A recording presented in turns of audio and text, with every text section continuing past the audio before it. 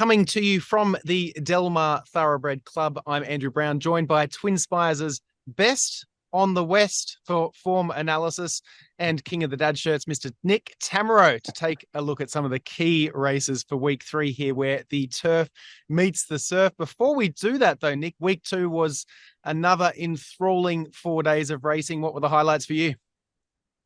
You know, Andrew, I have to admit, I'm working my dad shirt game up to the Del Margarita, the walking Del Margarita that you seem to have on yours today. So I commend you for the strong effort. Fun weekend and some really good racing, obviously, with the Bing Crosby on Saturday, where we saw the Chosen Vron getting a really game decision. It's always fun to see these state breds perform well against open company. So I really enjoyed that performance. And Senor Buscador, who was a horse that had hinted at having some really serious ability at different points during his career, finally put it all together to win the San Diego and looks like a real Pacific Classic contender now if trainer Todd Fincher opts to go that direction. And then on Sunday, we had the run-of-the-mill Phil D'Amato Superfecta in the Eddie Reed, where he took all 4 of the top spots there, winning it in the end with the Little Red Feather trainee Gold Phoenix. So very strong performance. Phil D'Amato, of course, tops the trainer standings. I think as far as the 2-year-olds go, worth mentioning the big Bob Baffert winner in the opener on Saturday, Heartland, who looks like a very, very serious racehorse. What a shock, Andrew. Bob Baffert's got some good 2-year-olds. Yeah, what a monster he looks to be, Heartland.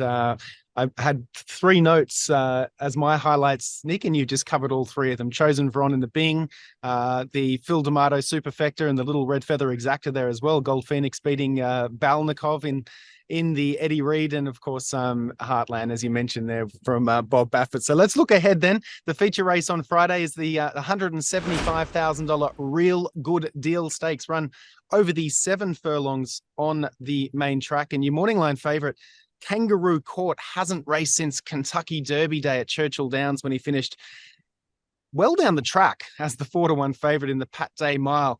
Nick, can the Kangaroo bounce back here? I'm sure a horse dear to your heart, given his Kangaroo affiliation.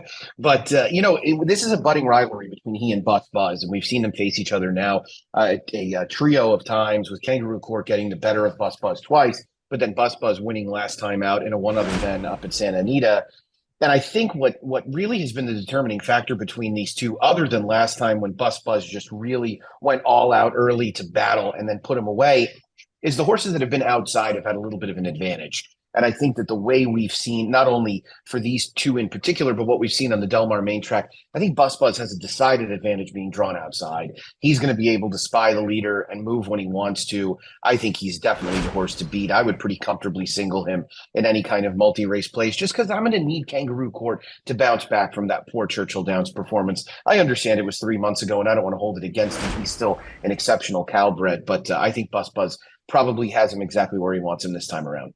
Yeah, I'm with you here, Nick. I didn't think Kangaroo Court really wanted to go the mile that day at Churchill Downs either. Perhaps he didn't even really want to go the 7 furlongs. But it is a nice rivalry. I think that Bus Buzz got that confidence-building win at Santa Anita last out and should continue to improve here. Got plenty of natural speed, and if he breaks well, I think he should have the strength to wire them. The feature race on Saturday at the Seaside Oval is the Grade 1 Clement L. Hirsch for fillies and mares over the mile, and 1/16th, a win and you're in race for the Breeders' Cup Distaff. Just to fill the 5 here, Nick, and it certainly looks like Bob Baffert holds the key with Adair Manor and Fun to Dream.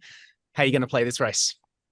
Yeah, I think the play here is mainly to watch. You know, the West Coast Distaff division has not quite been where it was maybe 10, 12 years ago. And this race is kind of an example of it. It does look like the really top level distaffers are primarily on the East Coast, but Adair Manor is a filly that deserves plenty of credit for the way she's blossomed now as a 4-year-old, coming into this off consecutive graded stake wins at Santa Anita, taking the Santa Maria and the Santa Margarita.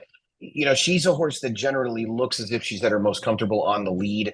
Baffert's other runner in here, Fun to Dream, is one that has plenty of speed as well. But I do think that they're likely to just defer in the opening stages and let Adair Manor kind of go on with it. So I'm expecting this to be a situation where Adair Manor gets control early and really never looks back. Great minds think alike. I'm with Adair Manor as well here. She has the fitness edge as well. And despite Fun to Dream being the Grade 1 winner, Adair Manor the Grade 2 winner, I just maybe feel she might have the class edge as well. I can't see anything else troubling the 2 Baffert runners. Nick, anything else pricked your ears on the Saturday card or on Friday or Saturday?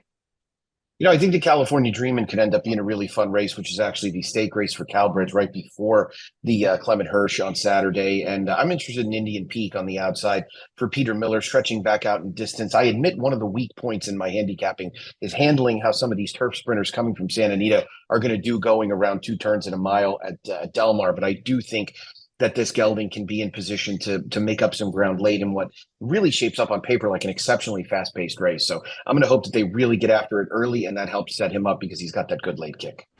And of course, all of your selections are available on the Twin Spires app and desktop. Your first, second, and third selections for every single race at Del Mar over the summer. I was following along on Friday. You picked the first 3 winners on the card, and you were absolutely flying. I think it included a 10 or 12 to 1 winner in race 1, did it not? It did, yeah. First time turf, a little pedigree play there on Greenician 76. So hopefully we'll get it going again this upcoming week. I'm definitely ready for it. Great stuff. Well, you can follow along Nick's tips on the Twin Spires app and desktop. Nick, thanks again for joining us for the Del Mar preview. Have a fantastic weekend, and we'll see you again soon. Thank you, my friend. Good luck, everybody.